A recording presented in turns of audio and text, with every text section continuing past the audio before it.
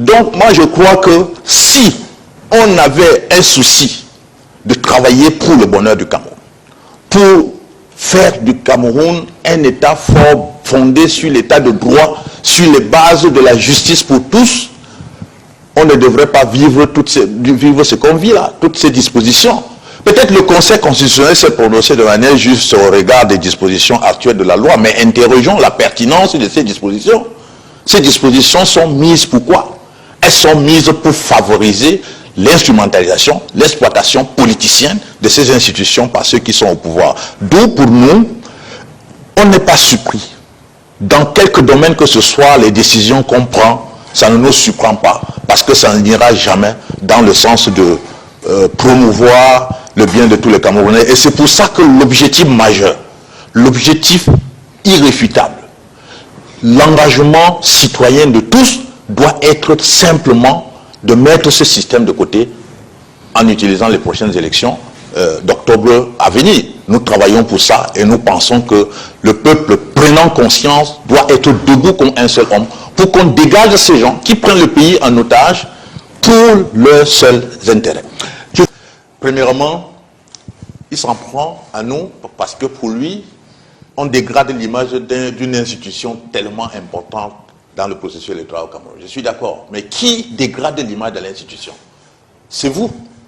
C'est vous parce que vous dites, est-ce que celui qui a lu le rapport est celle-là? Celui qui a lu le rapport a le profil du métier. C'est le professeur Adam Mkwaché, qui n'est pas n'importe qui dans le domaine du droit au Cameroun. Et donc, donnez le rapport à celle que vous avez envoyée là-bas. Qu'il lise et interprète la loi parce que elle est membre de l'institution. Donc quand vous envoyez les gens dans une institution, ça renvoie l'image du respect ou du non-respect que vous avez par rapport à cette institution. La deuxième chose, il y a aujourd'hui, et personne ne peut l'ignorer, un débat politique et juridique important, constitutionnel, sur l'interprétation des dispositions constitutionnelles et les dispositions de la loi électorale en matière d'investiture à la présidente de la République. Ce n'est pas moi qui vais t'apprendre ça. Alors qui, plus que le Conseil constitutionnel, peut trancher cela de manière anticipée? Puisque ça a des conséquences importantes sur l'élection à venir. C'est le Conseil constitutionnel qui devrait saisir l'opportunité de cette saisine d'Abdourahmane pour se prononcer, pour dire que non, on peut être investi sans être obligé d'avoir un parti politique qui a des élus, selon l'esprit de la Constitution, qui dit que les partis politiques concourent à l'expression du suffrage. Article 3. Et maintenant, vous rentrez dans la loi électorale pour dire qu'il faut que le parti ait l'élu, ceci, cela. Donc, entre le code électoral, qui est une loi, et la Constitution, qui est la loi suprême, quel est l'instrument juridique qu'on doit utiliser ici? Il n'y a que le Conseil constitutionnel qui devrait se prononcer dans ça de manière anticipée. Vous partez dire non, le Conseil constitutionnel ne se prononce pas a posteriori, a priori, dans la constitutionnalité de la loi. Le code électoral n'est pas en voie d'adoption. Et pour nous, à l'UDC, le Conseil devrait, nous avons d'ailleurs proposé une cour constitutionnelle en lieu et place du Conseil. Pour nous, à l'UDC, tel que nous envisageons le fonctionnement de la Cour constitutionnelle prévu dans l'avant-projet de constitution que le président Damjoya a publié en 1994, c'est que le Conseil constitutionnel devrait, la Cour constitutionnelle est saisie au même moment lorsqu'on dépose un texte, un projet ou une proposition de loi au Parlement, on le dépose et la dépose également au Conseil constitutionnel qui lit pour voir si les dispositions qui sont en voie d'être adoptées au Parlement sont conformes ou non à la Constitution. C'est comme ça qu'on gère un pays pour éviter des conflits. Et je pense que... Pour sortir. Oui, ben pour sortir, je pense que nous devons faire preuve de sérieux en comprenant que ce pays qui nous appartient à nous tous est à un tournant déterminant et sensible de son histoire politique. Arrêtez les jeux, arrêtez des calculs politiciens et mettons le pays à notre cœur pour savoir que ce qui risque de se passer doit être à l'avantage du pays, sinon vous aurez la responsabilité lourde dans votre conscience quand cela va arriver. Okay. Si le pays s'y arrivait à perdre sa cohésion sociale et sa paix qui nous est tout chère tellement cher à nous tous. Il faut dire, il ne faut pas confondre les choses. La popularité ou bien la présence d'une foule immense à Bamenda pour accueillir le Premier ministre ne doit pas nous tromper au point de faire croire que la crise est résolue, le Nord-Ouest a retrouvé sa vitalité d'antan. Tout le monde rêve en ça. Vous savez que le Nord-Ouest aujourd'hui est piloté en zone rouge, zone verte, jaune, zone clignotant. On devrait nous faire comprendre quel est le degré de progression des zones rouges à zone clignotant et zone verte. Vous ne pouvez pas partir, comme mon frère le disait, de Bamenda pour Ndop, sans vous soumettre au moins à 10 contrôles des Ambaboy. 15. Vous ne pouvez pas partir de Ndop à Babissi sans être soumis à cela. Et vous ne pouvez pas partir de Babissi à Bangolan, qui est le village limitrophe avec Bangoran chez moi, sans vous soumettre à ces contrôles-là. C'est eux qui dictent leurs lois, dont le Nord-Ouest aujourd'hui est contrôlé au moins à 70% par les Ambaboy. C'est pas très fort ça. Non, c'est pas très fort, c'est la réalité. Non, il faut faire attention. Disons la vérité pour qu'on mesure le degré du problème et prendre les dispositions qu'il faut. On ne le dira jamais assez. On ne résout pas une crise politique par les armes. On résout une crise politique par les dialogues. Le Premier ministre n'est pas allé dialoguer avec ces gens. Il est allé pour évaluer le projet et le gouverneur a pris au préalable, au moins pendant une semaine, le temps de préparer le terrain, mettre les militaires partout, un peu comme quand Paul Biyadoua partit d'étudier pour Simalem. On met les gardes présidentiels partout sur les toits, même des arbres, tous les arbres qui se retrouvent en haut, il y a les militaires en haut. Et donc c'est un peu ça. On ne peut donc pas nous tromper nous-mêmes. Faire croire que tout est pour le mieux dans les meilleurs du monde possible, alors que le problème reste intact. Merci. On a une élection, l'élection présidentielle dont la circonscription électorale est l'ensemble du territoire national. Est-ce qu'on ira là-bas faire campagne? Est-ce qu'un candidat sera capable d'aller à Jakiri battre campagne? Est-ce que le Premier ministre là pourra aller à Jakiri battre campagne, comme il est allé à Bamenda? Allez. Simon Mokete, dernier mot. No, just to say this visit is a major step towards resolving this crisis. I think it's very important to get the Prime Minister back in the Northwest and the Southwest region to try to talk to the people, because the people need to know that the government is with them. They need to know that the authorities they are still interested in their everyday life. So I think that's the message you should get from this. That's the most important thing. I think having such an important personality in the government, the head of the government, to go over there, and he's a traditional ruler, to go and meet the people, talk to them, to try to follow how far we have gone with the reconstruction process, is a very vital thing. But it's not enough, definitely. But we have to have he should have a total control over the resolving of this crisis. For now, it's not the case. I hope that this is a step towards that, because his personality is ideal to manage this crisis. I hope that definitely we're moving towards a real resolution of this crisis with the Prime Minister piloting everything. Des forces de l'opposition pour l'objectif commun de la victoire qui doit nous conduire à cette alternance politique tant souhaitée par les Camerounais.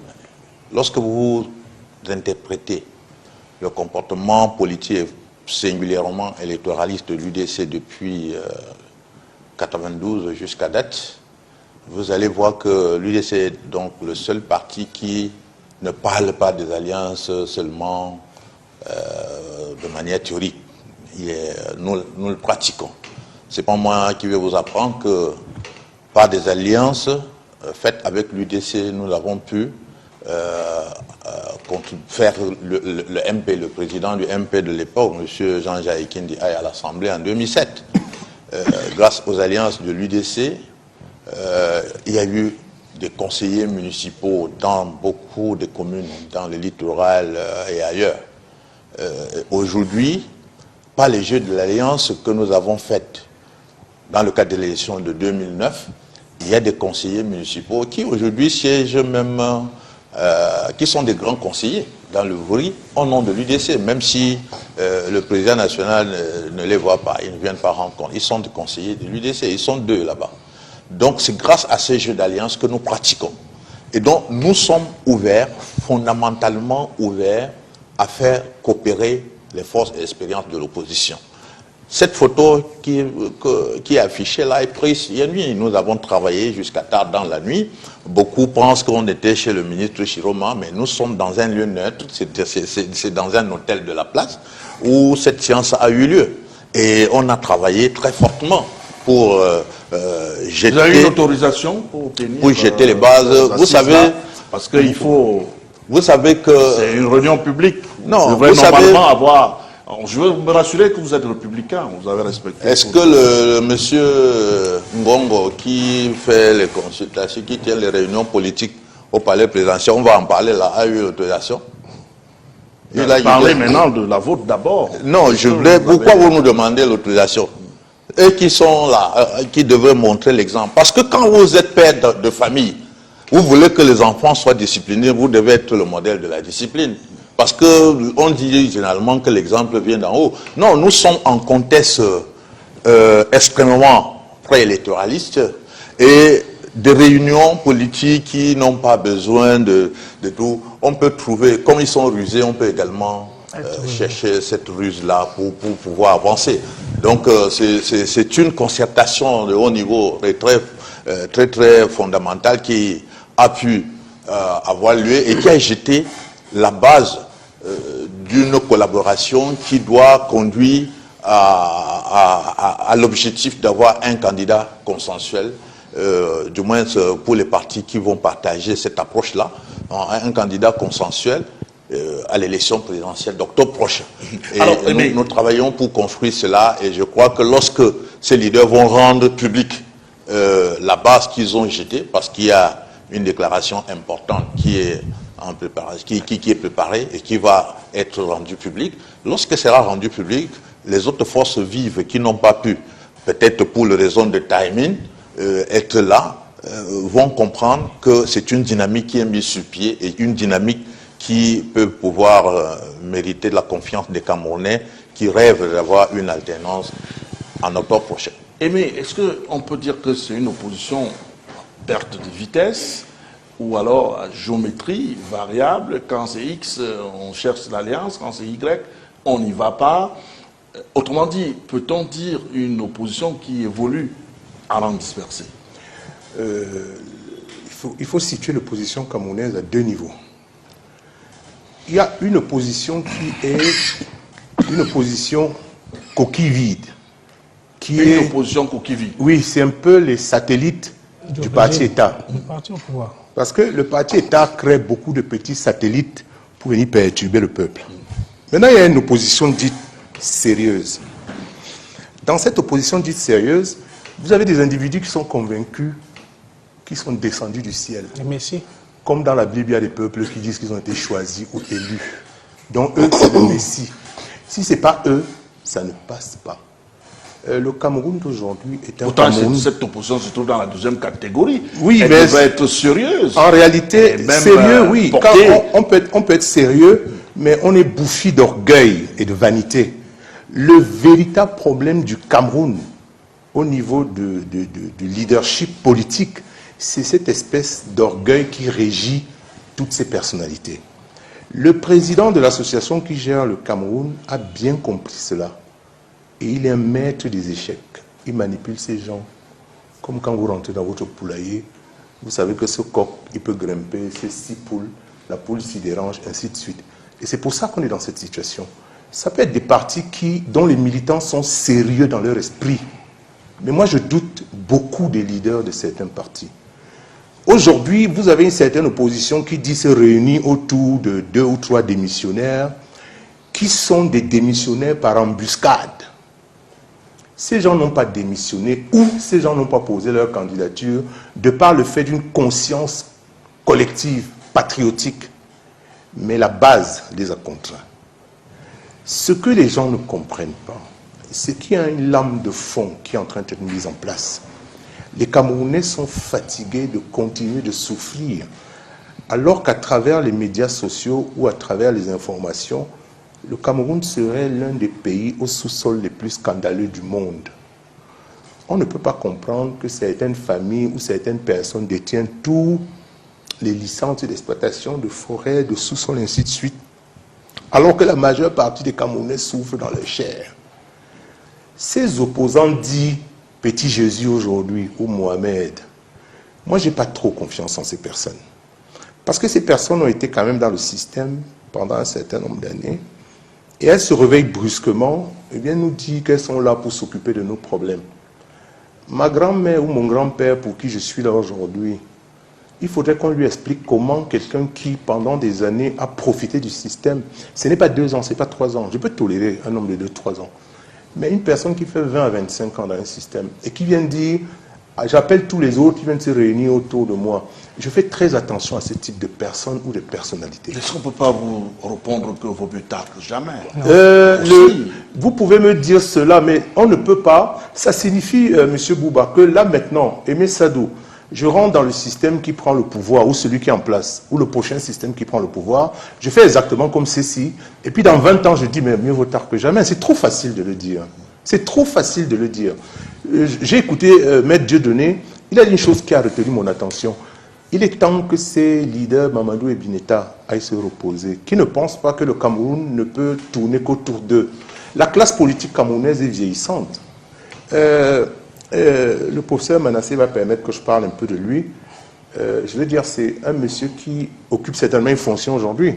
Il aspire à mieux que ce qu'il est aujourd'hui. Ça veut dire qu'il y a rotation. Il est fonctionnaire, je crois.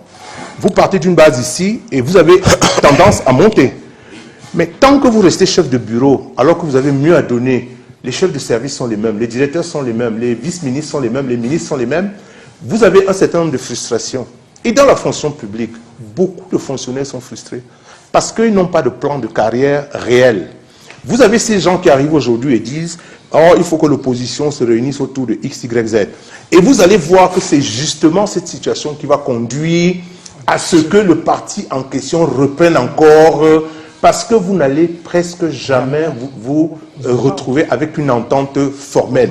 Chacun des présidents, je regarde les présidents des partis concernés là, qu'on suppose être les partis sérieux, parce qu'ils ont quand même, pour certains, ils ont des élus à l'Assemblée nationale ou dans les conseils municipaux et compagnie. Ça, c'est ce qu'on peut appeler un parti sérieux. Le parti en lui-même, je dis encore, peut avoir des militants sérieux, qui sont engagés. Et c'est eux qui font la force de ces leaders. Mais sauf que beaucoup de leaders supposés ne sont pas très sérieux. Ils profitent de la naïveté des Camerounais qui ne comprennent pas parfois le concept de politique, de vision et de politique politicienne. Et au Cameroun, on pratique beaucoup la politique politicienne à la place de la politique de vision. Donc du coup, les alliances qui sont en train d'être forgées, on observe un peu de loin et on se dit, est-ce que les orgueils cette fois vont être dépassés? Si vraiment 2025 est l'année de tous les changements, l'année vraiment de la grande mutation du Cameroun, est-ce que les orgueils personnels vont être mis de côté? On attend les semaines ou les jours à venir pour peut-être, même par téléphone ou par SMS, vous renvoyer notre avis sur comment la situation est en train d'évoluer. Simon Moukete, il y a cette problématique-là, justement, des orgueils personnels au sein de l'opposition. Il y a certains leaders d'opposition qui pensent dur comme fer. Après eux, c'est le désert. Après eux, il n'y a plus rien d'autre. Et qui ne peuvent pas faire comme un peu partout ailleurs, passer la main au moment T. Est-ce que vous avez le sentiment que l'opposition camerounaise reste dans cette logique et pourra encore passer à côté de l'histoire?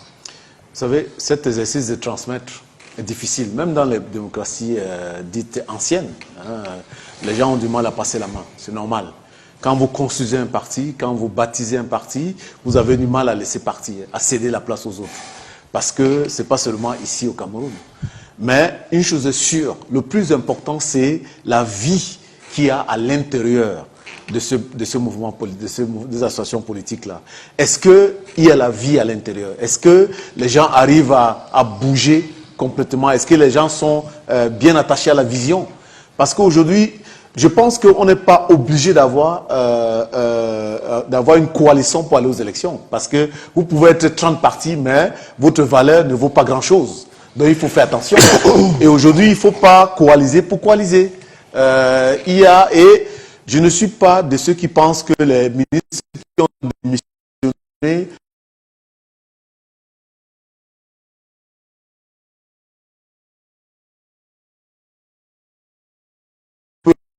et fonctionner autrement. Il ne faut pas coller des procès d'intention alors que nous n'en sommes pas encore là. Même ceux qui ont déclaré les candidatures, nous voyons très souvent, à quelques jours de l'élection, à 2 semaines d'élection, les gens qui décident de se retirer pour soutenir notre candidat. Donc il y a tellement de stratégies qui est en train de se mettre, qui est en train d'être mise en place aujourd'hui par ce que je constate au niveau de l'opposition. Parce que le jeu est énorme. Vous voyez bien qu'au niveau du RDPC, ils n'ont pas encore, même si on dit que le candidat naturel c'est le président de la République, ils n'ont pas encore déclaré, le président de la République n'a pas dit je vais être candidat. Peut-être qu'au niveau du RDPC, il y aura un autre candidat. Peut-être que c'est un autre candidat. Il y a de fortes chances. Il y a 50% de chances que ce soit un autre candidat que le président de la République. Et dans ce cas-là, l'opposition doit faire attention au niveau de ses cartes.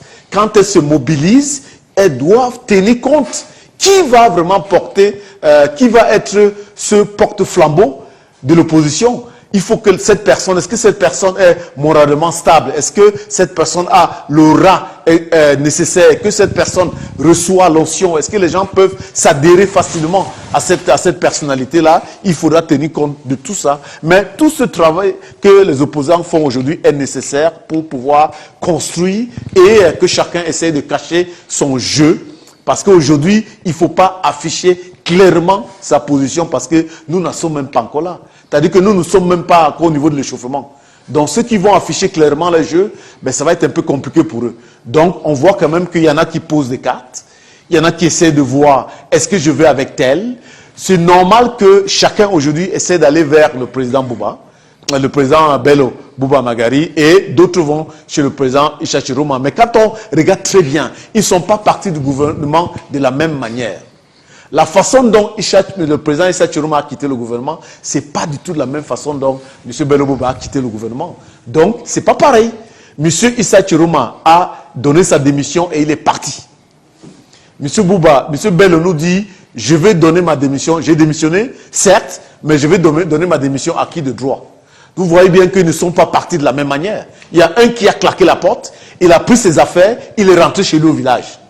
Et il a mené des actions qui nous annonçaient déjà cela. Parce que vous vous rendez compte, quand il y a eu 2 ministres qui sont partis à Maroua et qu'il y a eu ces incidents-là, quelques jours après, il a organisé un meeting à Maroua et à Garoua.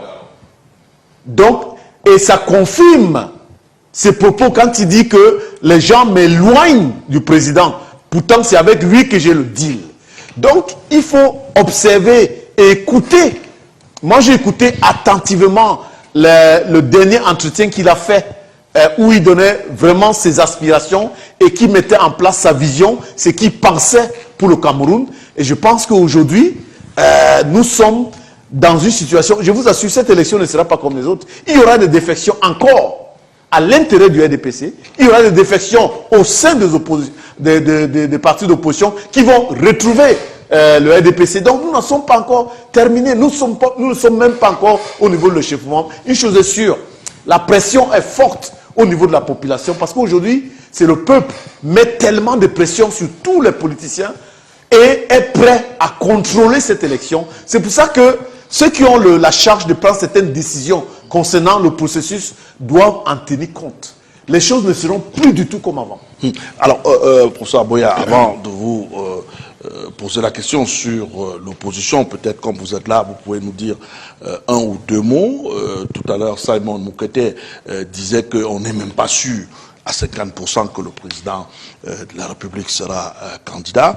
Selon vos textes, on lit aisément que le candidat naturel, c'est le président du parti. Comment expliquer la candidature d'un de vos conseillers municipaux, M. Taylor, qui, lui, a déclaré cette semaine qu'il est candidat pour le compte du RDPC? Est-ce que statutairement, on peut se retrouver avec 2 candidatures du RDPC à la prochaine élection présidentielle? Mais je crois que vous avez répondu à la question. Vous avez parlé dans le premier volet, article 27, alinéa 2 des statuts du parti. Le président national est le candidat statutaire du RDPC. Donc, le président national du RDPC est candidat. Le secrétaire à la communication a rendu public un communiqué avant-hier, dans la nuit d'avant-hier. C'est clairement indiqué, le président de la République est candidat. Il a fait une déclaration qui est partagée dans les réseaux sociaux, à la télévision nationale, PRC-TV et tout. Le président, il n'y a pas de doute. Donc, que M. Moukete ne parle pas à la place du RDPC. Le RDPC n'a pas de problème de candidature et la candidature du RDPC n'est pas en débat. Elle est acquise, actée, statutaire, naturelle. Donc, même Dieu là-bas sait que le président de la République est candidat. Donc, il n'y a même pas de débat. Il ne faut même pas qu'on débatte sur ça. Il est candidat. Et si c'est à prononcer, les voix, si c'est à prononcer au moins sur cette question. Là, nous sommes un peu. Enfin, vous permettez que je vous relance sur cette question. Justement, on reste là pour dire que cette semaine, par exemple, on a suivi Abdourahmane Amadou qui a déclaré sa candidature. Bien avant, on a Issa Tirouma Bakari qui déclare sa candidature. Bello Bouba, lui également, qui déclare sa candidature. Même à l'UDC, on a eu une déclaration de candidature, tout comme au SDF, bon, au RDPC. C'est vrai que statutairement, c'est le RDPC qui dit quels sont les textes qui déclarent qui est candidat. Mais dans les faits, de manière pratique, est-ce que le président lui-même s'est prononcé sur cette question? On se rappelle une question d'un de nos confrères qui avait posé la question au président de la République. Il avait répondu en son temps, le moment venu, je vous dirai si je vais aller me reposer au village. Jusqu'à présent, le président ne nous a pas dit s'il va se reposer au village ou s'il sera candidat. Tu peux répondre maintenant? C'est pour ça que je vous pose la question. D'accord. Je pense que le président de la République l'a dit à maintes reprises, il n'aime pas la théâtralité, il n'aime pas l'agitation. Le timing pour l'annonce de la candidature est connu. La semaine prochaine, quand vous lisez, vous décryptez le calendrier électoral, entre le 13 et le 14 juillet, le corps électoral devait être convoqué par le président national. Mais c'est à ce moment-là que le jeu est ouvert, où les candidatures sérieuses vont commencer à être enregistrées. Pourquoi voulez-vous qu'il court annoncer sa candidature? Parce qu'il a entendu qu'il y a un regroupement de l'opposition, parce qu'il a entendu que des ministres seraient partis. Il n'est pas pressé. Donc, avec la convocation du corps électoral, vous serez édifié. Pourquoi voulez-vous qu'il annonce sa candidature avant la On vous a compris. On attend l'annonce avant le 13 et le 12. On a retenu cela. Avant la convocation du corps on vous a compris. Donc, je pense que chaque chose a son temps. Évitons d'aller trop vite en besogne. Le jeu respecte un canevas codifié qui va être décrypté par les politiciens qui sont prêts pour embrasser la prochaine élection présidentielle. Pour le reste, vous avez évoqué un nom là. Nous ne sommes pas conseillers. Vous ne le connaissez pas? Dans la priorité. C'est quand même conseiller, dans les priorités.